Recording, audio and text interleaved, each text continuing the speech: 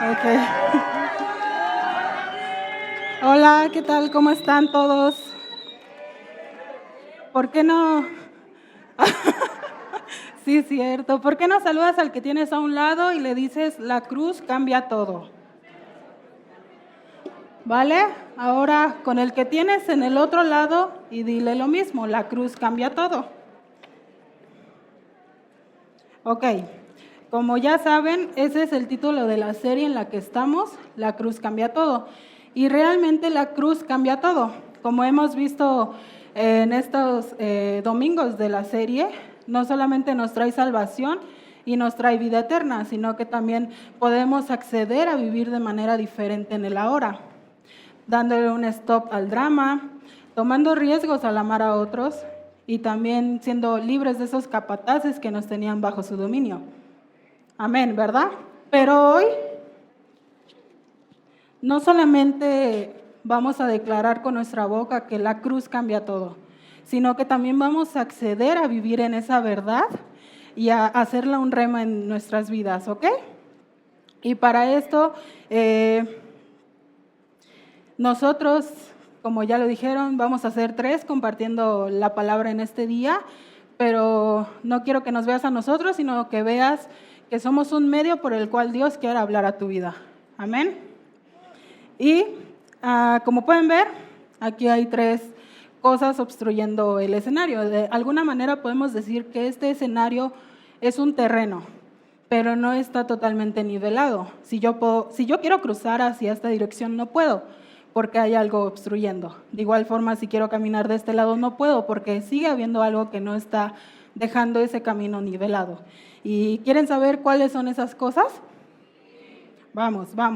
Pero antes de llegar a ese punto, quiero decirles que Jesús vino a nivelar el terreno, ese terreno que estaba desigual. Y ese es el título de esta predicación, que Jesús vino a nivelar el terreno desigual. Por si lo quieres anotar en tus notas, en tu libreta, ahí está el título. Y quiero empezar leyendo Isaías 40 del 3 al 5, que dice: una voz clama, preparen en el desierto camino al Señor, allanen en la soledad calzada para nuestro Dios. El siguiente: todo valle sea elevado y bajado todo monte y collado. Vuélvase llano el terreno escabroso y lo abrupto ancho valle. Entonces será revelada la gloria del Señor y toda carne aún la verá, pues la boca del Señor ha hablado. ¿Qué es lo que podemos observar en este versículo? Que precisamente está hablando sobre un terreno que no está nivelado en su totalidad. Está hablando sobre que valle sea elevado, sobre que montes y collados sean bajados. Está diciendo que existe un terreno que no está nivelado en su totalidad, ¿ok? Y este pasaje en específico habla sobre el ministerio de Juan el Bautista, quien con su mensaje de arrepentimiento no solo declaraba, sino que también él preparaba el camino para la llegada del Señor. Y con ello que la gloria de Dios pueda ser vista por toda la humanidad. Pero también nosotros necesitábamos que ese camino fuera nivelado para poder alcanzar la gloria de Dios. Pero seguro te estarás preguntando, ¿qué es lo que causa ese terreno desnivelado? ¿Qué significa ese terreno desigual? ¿Qué es lo que causa o por qué necesita ser nivelado? Y esas son preguntas a las que hoy vamos a poder responder en todo el mensaje. Entonces te pido que estés atento a todo el mensaje, porque estoy segura que Dios quiere hablar a tu vida. Entonces, amén. Vamos a leer ahora qué dice Romanos 3:23. Hice una imagen porque a mí me gusta relacionar un poco las cosas, hacer como este tipo de imágenes con flechas, porque me ayuda a mí a relacionar las cosas. Dice: por cuanto todos pecaron y no alcanza la gloria de Dios. Aquí está hablando que todos pecamos, o sea, está hablando de ti, está hablando de mí. No hay ninguna persona exenta en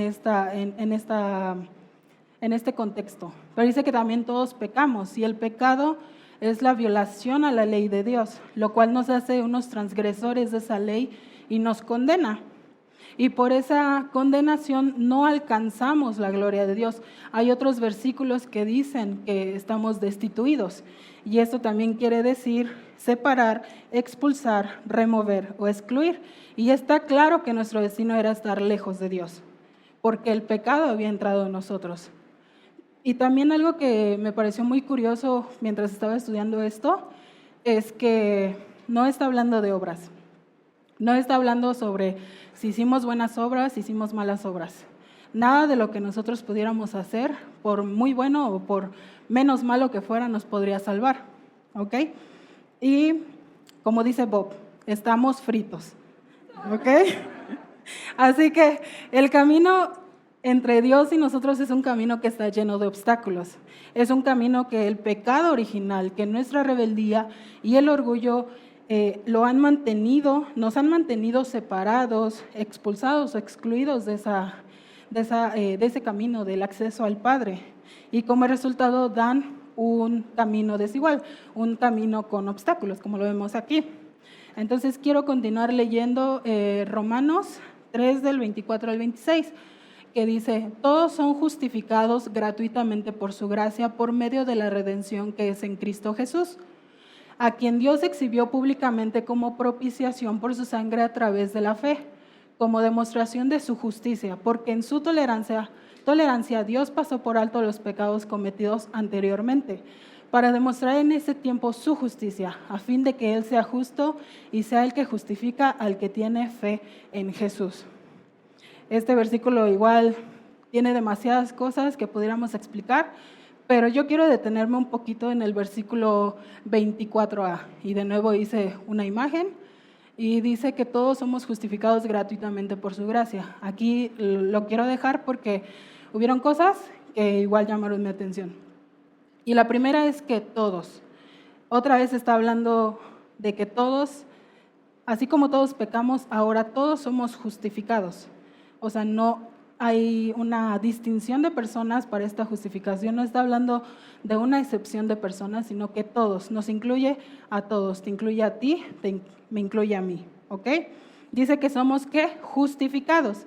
Y esa justificación viene por medio de la cruz. Y ahorita vamos a hablar más a fondo de eso. Pero también dice que es gratuitamente. Esto significa que yo no pagué, que tú no pagaste, que se hizo gratis para que tú y yo pudiéramos tener acceso a ella.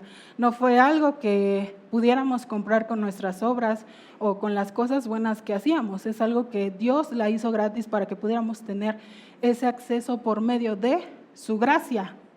Y esa gracia es un favor inmerecido que fue dado a nosotros sin importar lo que merecíamos.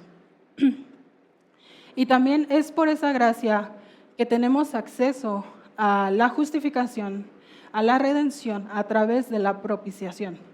Y yo vengo a hablarles de la justificación. Entonces, para empezar, hubieron dos cosas, como ya dije, que llamaron mucho mi atención. La primera fue que en el versículo de Romanos 23 dice que todos pecamos. ¿Ok? Y luego en el versículo 24 dice que todos somos justificados. O sea, esto quiere decir que si todos pecamos, también todos somos justificados. ¿Amén? Pero, ¿qué es la justificación? En este contexto estamos viendo mucha palabra de justificación, pero ¿qué es la justificación? En términos generales, es dar razón para defender algo. Ante la ley es dar alguna razón para defender algo. Y al principio era confuso para mí. No entendía muy bien estos conceptos, pero entonces, después de orar mucho, entendí que de eso se trata la cruz. Entendí que la justificación va más allá de defender o de argumentar algo.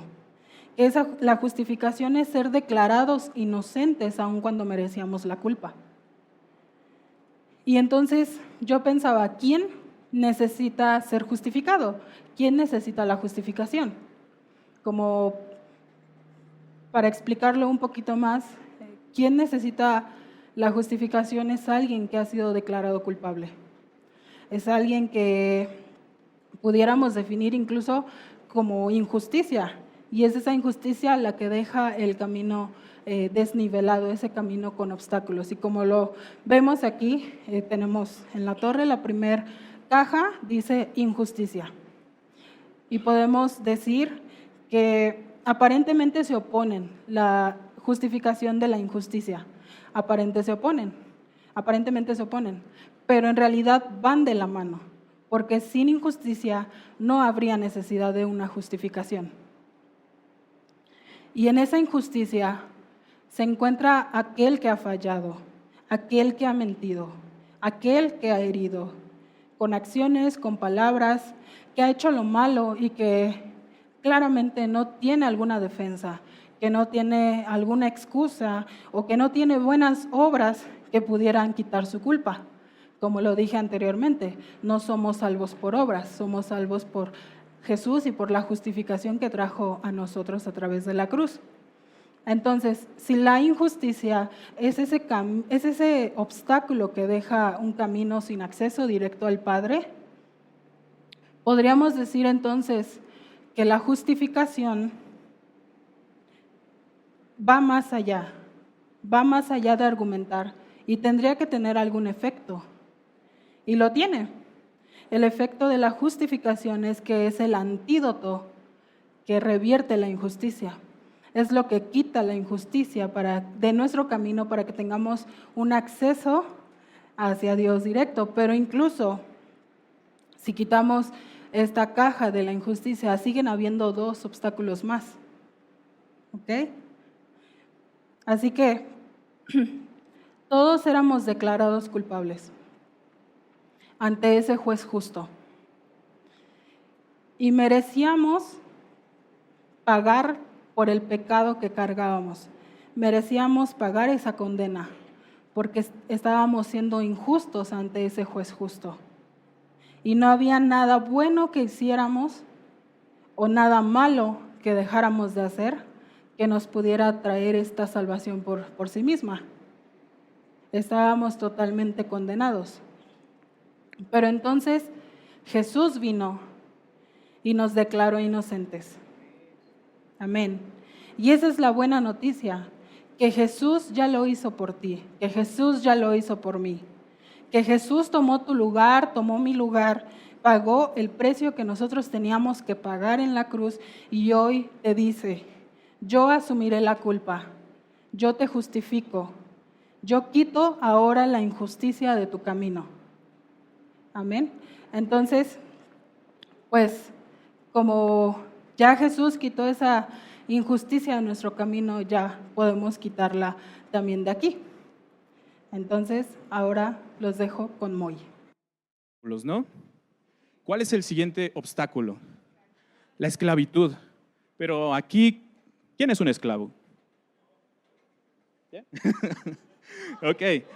En lo que nosotros conocemos como el concepto actual de esclavitud, ¿quién de aquí es esclavo de alguien más? Gracias a Dios, nadie. ¿Ok? Bueno, pero aún así, la Biblia nos dice que somos esclavos, que estamos atados a algo, que nosotros necesitamos libertad. Quisiera que fuéramos a Romanos 3, el 23 y 24. Y es el mismo versículo que acabamos de leer, pero ahora nos vamos a enfocar en otra parte. Yo elegí una versión diferente que dice, pues todos han pecado y están privados de la gloria de Dios, pero por su gracia son justificados gratuitamente mediante la redención que Cristo Jesús efectuó. ¿Ok? Y aquí hay 2 cosas que quisiera que resaltáramos.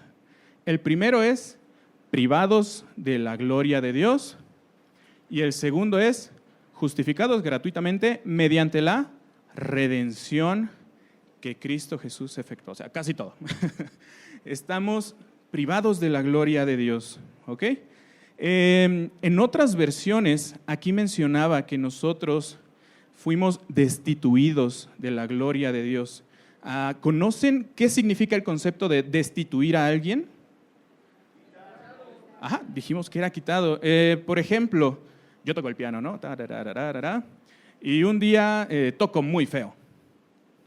Y entonces llega Bob y dice, te destituyo de este título, ya no puedes tocar. Yo fui removido. ¿Ok? Quiere decir que hice algo para merecer ser destituido, que me equivoqué. ¿Ok? En este caso, fuimos destituidos ¿de dónde? de la gloria de Dios. Es decir, hay algo que nos separó, que nos alejó de la gloria de Dios. Y quisiera que viéramos qué es este algo. Por favor, podemos ir a Juan 8:34. Lo que nos aleja es el pecado. Y aquí es donde decimos, Jesús había dicho algo. Les aseguro que todo el que peca es esclavo del pecado. Ahora la pregunta es, ¿tú has pecado? Pues ahora ya tenemos una respuesta a la pregunta que hicimos al inicio. Todos somos esclavos del pecado. Por cuanto nosotros pecamos, ahora somos esclavos del pecado. Entonces, esta esclavitud al pecado, pues está enfrente de nuestro camino. Y aquí es donde viene la segunda palabra, que es redención. Redención. ¿Qué es la redención? Rescate, ajá. ¿Algo más? ¿Alguien conoce el concepto de redención? Limpiar. Sí, la redención es cuando tú arreglas algo que hiciste mal. ¿Ok? Para arreglar eso que tú hiciste mal, pues tienes que tener la voluntad y el poder de arreglar esto que está mal. ¿Ok?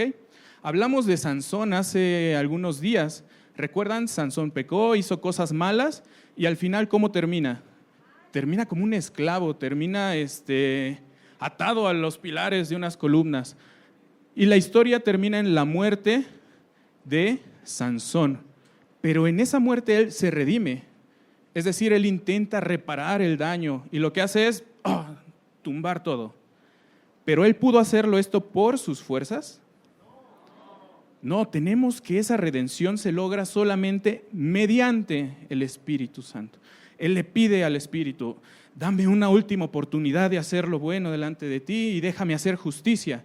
Y entonces el Espíritu lo llena, recupera sus fuerzas y se muere en su acto de redención. ¿Ok? Entonces, vamos a hablar de un concepto diferente de redención. ¿Por qué? Porque nosotros no tenemos la capacidad de redimirnos.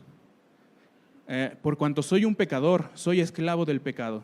Y para autorredimirme, yo tendría que poder escapar o salir del pecado. Yo tendría que tener la fuerza de voluntad para zafarme del pecado, romper esas cadenas y salir a la libertad. Pero, pues, ¿qué creen? ¿Quién de aquí puede contra su pecado? Con sus fuerzas. Mentiríamos si decimos que tenemos la capacidad o la voluntad para dejar de pecar. Es más, puedo decir que muchos hemos disfrutado de pecar. Y esto está muy mal, ¿no? Necesitamos a un redentor. ¿Ok? Quisiera que viéramos la palabra que se usa en Romanos para decir redentor. Esta palabra es apolutrosis. La apolutrosis es redención, remisión, rescate, efectuada por la liberación del pago del rescate. Esta parte es importante. La libertad obtenida por pagar el precio completo. Y esta palabra apolutrosis se utilizaba en el concepto de la esclavitud en Roma. Los romanos iban y atacaban una ciudad y había guerreros que se defendían, había familias, y si los romanos vencían, tomaban personas, las capturaban para hacerlos sus esclavos. Los esclavistas ponían un precio a la persona dependiendo de qué tan fuerte era, de si era muy útil o si era muy bella, para lo que sea.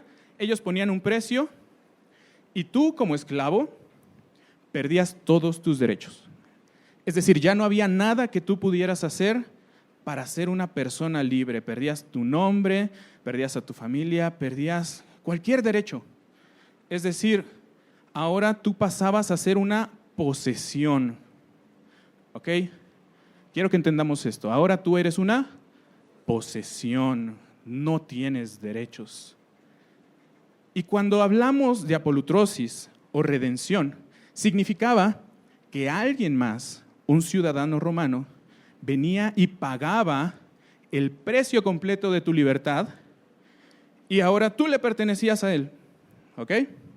Digo, bueno, pues en realidad no es como que ahora seas libre, ahora es tu dueño, eres esclavo, pero de alguien más. Pero el acto de redención o el acto de apolutrosis quiere decir que en la bondad del nuevo amo, él hacía un trámite y te regalaba la libertad. ¿Ok? Él pagaba el precio y después te decía, eres libre. Pero no solamente así de, ya, vete, sino que él te daba su apellido, porque tú habías perdido todo, habías perdido tus derechos, habías perdido lo que sea. Él no solamente te daba libertad, sino que también te daba sus derechos familiares de romano. Algo que tú no podías conseguir de ninguna forma, algo que tú ya habías perdido, repentinamente tú tienes acceso a eso. Y no acceso como alguien de otra nación, sino que ahora eres ciudadano, tienes derechos de romano, pasaste de esclavo a un ciudadano. ¿Y por qué pasó esto? Porque alguien pagó el precio completo por ti y decidió darte la libertad y entregarte los derechos que él merecía. ¿Ok? ¿No les suena un poquito parecido? Este acto, la redención que tenemos ahora, viene de que Jesucristo pagó el precio. ¿El precio de qué? De nuestro pecado. Nuestro pecado es aquello que nos tenía encadenados, algo de lo cual yo no puedo liberarme. Jesucristo en la cruz y con su sangre redime nuestros pecados. Y con la redención no es solamente ya te perdonamos, puedes irte, sino que eres perdonado y ahora tienes acceso a los derechos del reino. Ahora tú no solamente eres un agente libre para ir y perderte, sino que ahora perteneces a una nueva nación, a una nación celestial. ¿Ok? Esto es maravilloso, ¿no? Tenemos una buena noticia. La sangre de Cristo tiene el poder para quitar nuestro pecado, darnos una nueva identidad y darnos libertad. Entonces, ¿qué es lo que está obstruyendo nuestro camino? La esclavitud. Pues, gracias a Jesucristo, yo ya puedo olvidarme de esto, hermanos.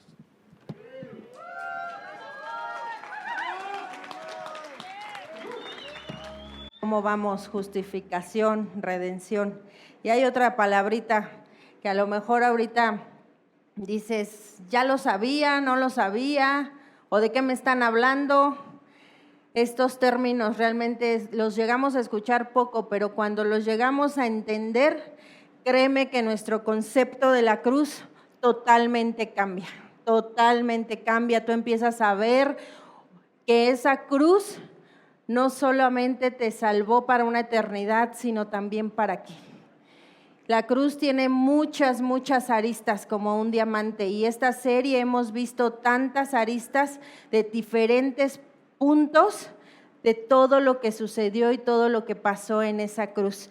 Y yo te voy a platicar un poquito de lo que es la expiación.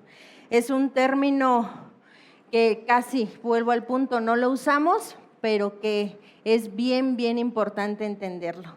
Y para ponértelo en un tema más práctico y más sencillo, te voy a dar un ejemplo para de ahí ir subiéndole el volumen. ¿Estás de acuerdo? ¿Sí? Va. Pues te voy a poner un ejemplo. Imagínate que yo tomo el coche de mi pastor. Ese ejemplo, pastor, ese ejemplo. Ese ejemplo porque imagínate que tomo el coche de mi pastor y pues me voy por ahí y lo choco. Imagínate, ¿tú crees que mi amado pastor se enojaría? ¿Ay, quién creen que se enojaría? No lo creo, pero vamos a poner que se enojaría. Entonces se enojaría bastante, ¿sí o no? se enojaría bastante. ¿Y qué es lo justo? Díganme qué es lo justo. Si ya hablamos de justificación, ¿qué es lo justo? Que repare el daño, ¿no? Que repare el daño, por supuesto que sí es lo justo. Entonces yo pues reparo el daño, pero él sigue, pero con toda su ira, con todo su enojo, porque pues ya fue un carro reparado. Y tú y yo sabemos que un carro reparado, ¿qué pasa? Se devalúa. Entonces ya está, pero con toda su furia. Yo digo, híjole, ya se lo reparé, ya hice lo posible, ya está justificado mi daño, pero aún así sigue enojado. Y entonces digo, no, mejor ya sé, se lo reparo y mejor le voy a dar un BMW o un Mazda. ¿Cómo ven? ¿Creen que mi pastor se enojaría, seguiría enojado? ¿Qué opinas, pastor? Pero tristemente solo es un ejemplo, porque ni lo voy a chocar, ni tengo el Mazda, ni tengo el BMW, ¿verdad? Entonces vamos a explicarlo de la manera bíblica. Exactamente eso es la expiación. La expiación es detener esa ira. El término viene en el antiguo y dice hilasterión. Eso quiere decir expiación o propiciación. Y viene en el Antiguo Testamento, que quiere decir apaciguar o satisfacer la ira. ¿Y quién es quien estaba airado con nosotros? Dios. ¿Y tenía razón? Mucha razón, claro que tenía mucha razón, y él estaba muy, muy enojado. Pero entonces nos dice aquí que para cubrir, limpiar o reconciliar todo eso, se hacía, en el antiguo pacto nos narra cómo se hacía un sacrificio.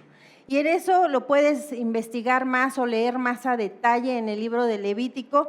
Y dice que en la ley había que sacrificar un cordero para cubrir esos pecados.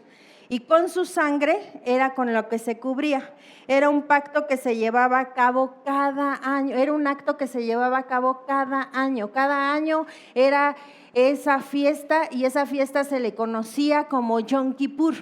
Esa fiesta la puedes leer, está hermosa cada fiesta que viene en Levítico, pero te estoy dando a grandes rasgos, no nos vamos a meter en detalles, pero a grandes rasgos se sacrificaba ese cordero. Y entonces, si me pueden poner la imagen, por favor. No, esa no es mi imagen. Exactamente. Entonces, ahí está, el sumo sacerdote tenía que poner las manos sobre un cordero, es decir, por imposición de manos, pasaba o transfería los pecados del pueblo a ese cordero, y ese cordero era sacrificado. Después con su sangre la ponía en un platito. Cada cosa tiene su nombre, no crean que dice platito, porque si no van a buscar platito y no van a encontrar. Entonces la pasaba a un platito y entonces entraba al lugar santísimo, a donde estaba el arca del pacto, y rociaba esa sangre en el arca del pacto. Y eso representaba que entonces el pueblo ya estaba libre de pecado por un año, porque el otro año se tenía que volver a hacer. Y entonces, así como estaba esa tapa y abajo estaba, sabíamos que ahí se guardaba la ley de Moisés, así como separaba eso de la presencia de Dios, que es lo que está arriba, así es como nosotros estábamos separados de la presencia de Dios. Y te das cuenta que del que estamos hablando y al que estamos apuntando es al verdadero Cordero. Te estás dando cuenta que el verdadero Cordero y la sangre que se roció y la sangre que se derramó fue de Jesucristo, y que no se hace cada año, que se hizo una vez y para siempre. ¿No te da alegría eso? ¿No es digno de que tú de verdad te alegres, te goces y de decir qué acto? Qué gran acto de que solamente se hizo una vez. Y tú y yo no tuvimos que pagar nada. Ahorita nos decía Abril que era gratis y realmente sí, Él lo pagó. A veces podemos llegar a pensar que este sacrificio fue gratis, pero ¿sabes? No fue gratis, solo que tú y yo no pagamos ese precio, pero gratis no fue. ¿Sabes cuánto costó? Las semanas pasadas vimos de la manera tan impresionante en la que Él fue sacrificado. Y dice la Biblia que en esa cruz derramó hasta la última gota de sangre, por ti y por mí, sin tener que hacer nada, solo creer en Él, pagando el precio más alto para cubrir todos tus pecados. Todos tus pecados ya fueron cubiertos, ya fueron cancelados. ¿Para qué? Para que fuera detenida la ira de Dios. Y hay un principio universal, hay un principio que dice que todo tiene que morir para que haya vida. Y eso es verdad. Todo lo que tú te comiste ayer seguramente tuvo que morir. Así hayas comido espinaquitas, tuvieron que ser arrancadas. Tuvo que morir, tuvo que morir. Entonces te pregunto, ¿tú estás dispuesto a morir a tu manera de vivir? ¿No se te hace impresionante que el Dios que colocó las estrellas, los mares, que tiene todo calculado, que cuando vas a ver al mar, tú dices, ¿en qué momento se junta el mar y el cielo y cómo no se mezclan? ¿Quién puede hacer eso? ¿Quién puede orquestar mi organismo para que funcione de la manera que funciona 80 años un corazón sin detenerse? ¿Quién puede hacer eso? ¿Quién puede contener tanta agua? ¿Quién puede hacer eso? ¿No se te hace impresionante que el mismo Dios que hizo eso y que tiene ese control haya podido renunciar y dar su sangre por ti y por mí? Y ese mismo Dios que creó todo eso, creó tu corazón. ¿No se te hace algo impresionante que aún creándolo no lo quiera controlar? Porque Él puede, pero imagínate cuánto renunció de decir no, yo no lo voy a controlar, porque si yo te controlara el corazón, no sería amor. Quiero que tú me lo des por decisión, porque te nazca, porque yo toque tu corazón y tú puedas llegar a entender y el Espíritu Santo te abra el entendimiento y diga, sí, yo sé quién me está hablando, yo sé quién es el que me llamó, yo sé quién es el que pagó por mí, yo sé cuántos pecados tenía, debía, todo lo que hice, pero sé qué precio tan alto se pagó por esos pecados. ¿No te da alegría saber que ese Dios no controla tu corazón? Y el mensaje de la cruz nos recuerda que ese Dios todopoderoso decidió vaciarse de sí mismo para nivelar el terreno, hacerse humano. En Juan 19:28 dice, Jesús sabía que su misión ya había terminado y para cumplir las Escrituras dijo, tengo sed. Y no sé, a lo mejor yo soy la única que luego me hace preguntas bien locas, ¿no? Cuando leo la Biblia me hago preguntas muy locas.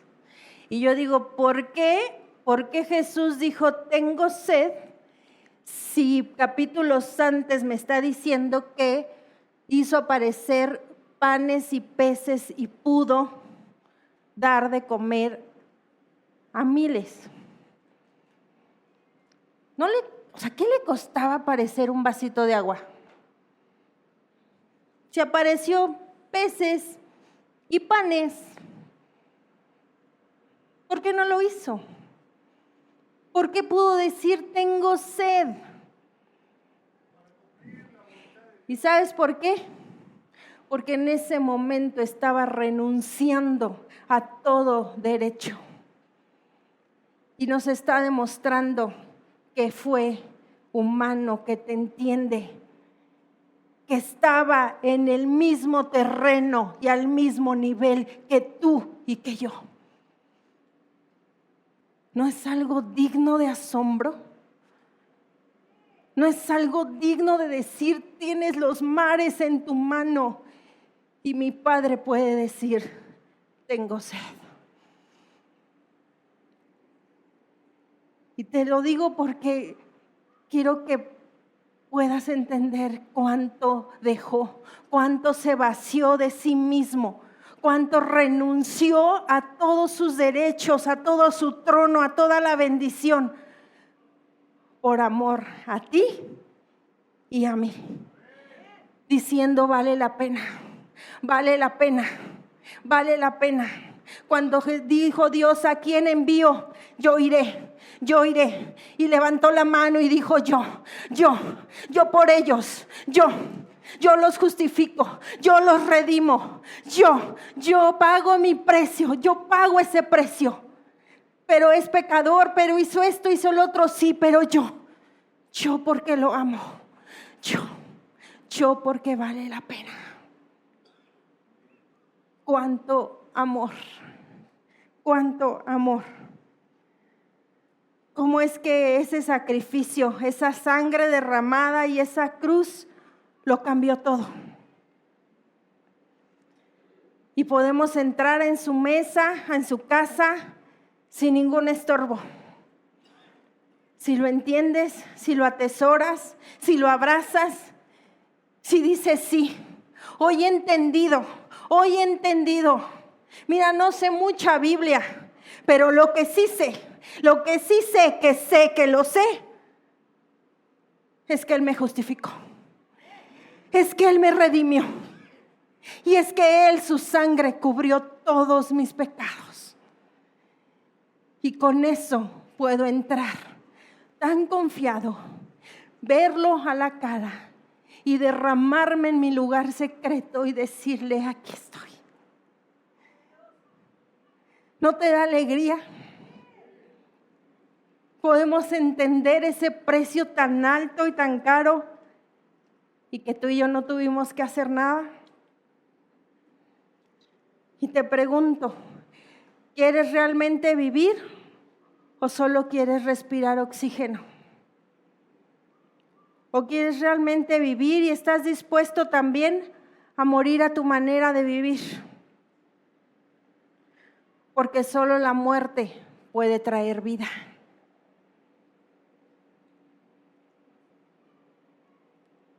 ¿O todavía quieres seguir viviendo en tu manera de vivir?